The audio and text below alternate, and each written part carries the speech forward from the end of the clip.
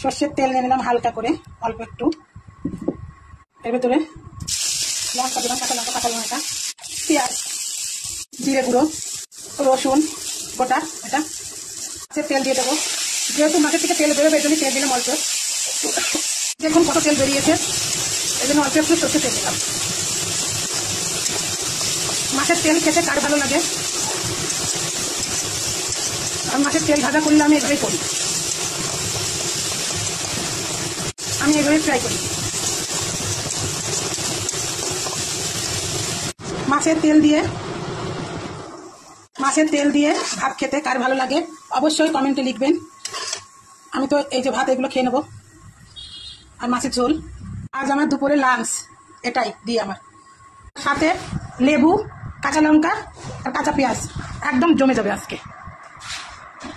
আর কার এই তেল খেতে ভালো লাগে অবশ্যই আমার কমেন্টে লিখবেন। আমার তো খুব ভালো লাগে। আর আমার চ্যানেলটিকে সাবস্ক্রাইব করতে ভুলবেন না। আমার চ্যানেল নাম হাই চন্দনা ইউটিউব চ্যানেল। সবাই ভালো থাকবেন, ধন্যবাদ। আর অবশ্যই লিখবেন কমেন্টে যে তেল খেতে, মাছের তেল খেতে কার ভালো লাগে।